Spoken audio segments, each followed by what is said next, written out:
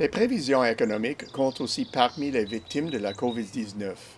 Ces dernières semaines, on a assisté à des révisions généralisées et dévastatrices des perspectives de la croissance mondiale, du jamais vu. Une situation sans précédent. Les analystes sont forcés de revoir considérablement leurs prévisions et, pour en assurer la pertinence, ils doivent les modifier à répétition. En fait, les perspectives ramenées deviennent obsolètes de leur publication. Voilà, me direz-vous, que n'a rien de rassurant pour les consommateurs et les entreprises gagnées par l'inquiétude. C'est un peu comme si les prévisionnistes se trouvaient devant un insondable abîme. Avons-nous une idée plus précise des perspectives? Il semble bien que oui. Les derniers chiffres montrent clairement l'impact du confinement sur l'activité économique. La Chine a été la première à publier des données troublantes qui sont désormais devenues la norme. Les organismes respectés comme l'Organisation de coopération et de développement économique, l'Institut de la finance internationale ou encore le Fonds monétaire international ont radicalement changé leurs perspectives, tout comme d'ailleurs les experts du secteur privé, notamment des banques et des instituts de recherche. D'autres prévisionnistes, exaspérés par la rapidité et l'ampleur des changements, ont renoncé à formuler des prévisions, du moins pour le moment. Je pense que les révisions du FMI résument bien le tableau. Par rapport aux prévisions antérieures, la croissance mondiale de cette année a été revue à la baisse de 6,3 points du pourcentage. En comparaison de ce plongeon, les montagnes russes les plus effrayantes paraissent anodines. Les services économiques ont réagi à cette situation en consolidant leur processus prévisionnel. À vrai dire, nous sommes en mode prévision en permanence, et ce jusqu'à nouvel ordre. Cela pourrait ressembler à une capitulation ou un aveu que le chaos est dépourvu de sens. Loin de là. À vrai dire, il y a au moins trois bonnes raisons pour maintenir ce processus épisodique. La première, c'est que les indicateurs viennent tout juste de s'allumer. Il est facile de prédire l'orientation d'une tendance, mais l'ampleur du changement est si extrême que la précision nécessite des ajustements immédiats. Deuxième raison, pratiquement chaque jour, quelque part sur la planète, des annonces chocs sont faites en matière de politique. Pour être au fait de ces nouvelles mesures, il faut adapter à la même cadence notre capacité de surveiller et de revoir les prévisions.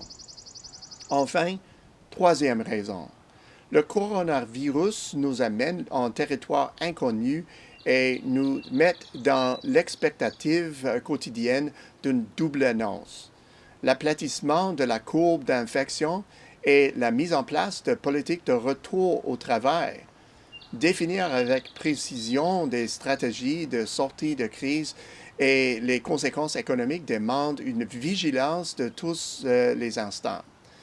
De ce fait, les prévisions qui ne suivent pas le rythme n'ont aucune valeur. Dans la plus récente édition de nos perspectives économiques mondiales, publiée aujourd'hui, mais finalisée le 20 avril, nous prévoyons une contraction de la croissance mondiale de 2,8% cette année. Les marchés développés seront les plus durement touchés. Leur croissance globale cède à 4,2% en 2020. Le fléchissement sera moins marqué aux États-Unis que dans les autres nations de l'OCDE, mais pour dire des choses sans détour, le recul de 3,7% de cette année sera tout de même une sévère déconvenue.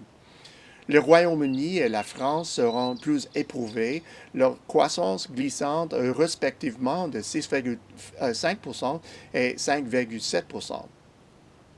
Quant aux marchés émergents, ils ont l'avantage d'une croissance potentielle plus élevée, ce qui fera mieux paraître leurs chiffres. Cependant, elles doivent composer avec les contraintes économiques semblables à celles du monde industrialisé.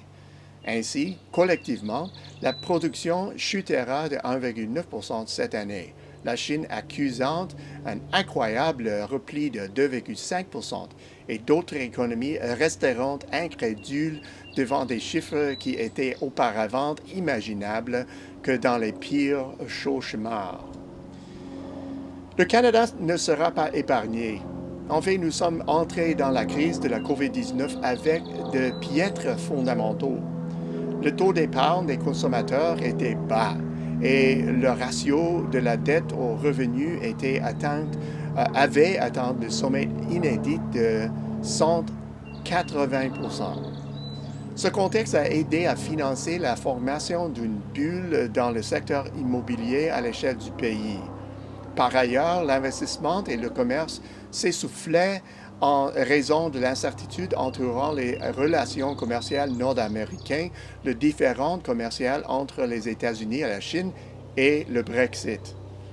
Notre grande dépendance envers le commerce nous a rendus particulièrement vulnérables à la mise à l'arrêt d'une grande partie du commerce international qui a été causée par le virus. Qui plus est, les ravages subis par le secteur pétrolier ont fortement mis à mal un contributeur majeur au PIB du Canada.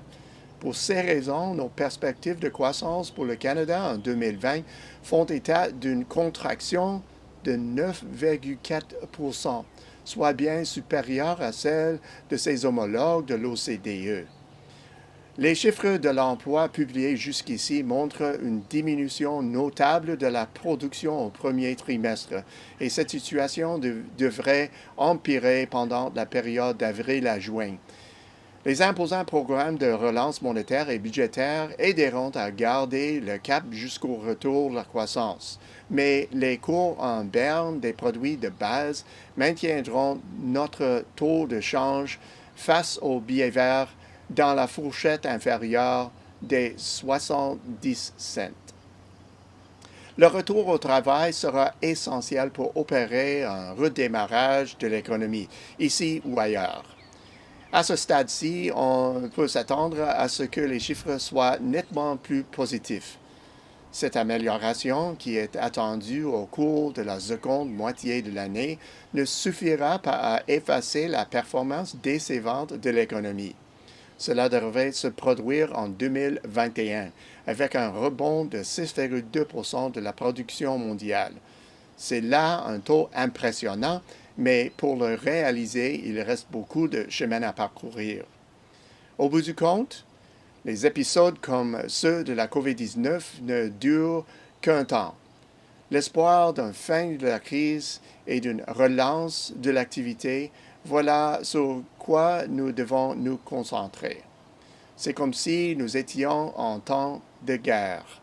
Le présent est une épreuve qui mobilise toute notre énergie et qui exige de nous la conviction que nous sortirons victorieux de cette épreuve. L'histoire nous révèle que nous vivrons bientôt de meilleurs moments.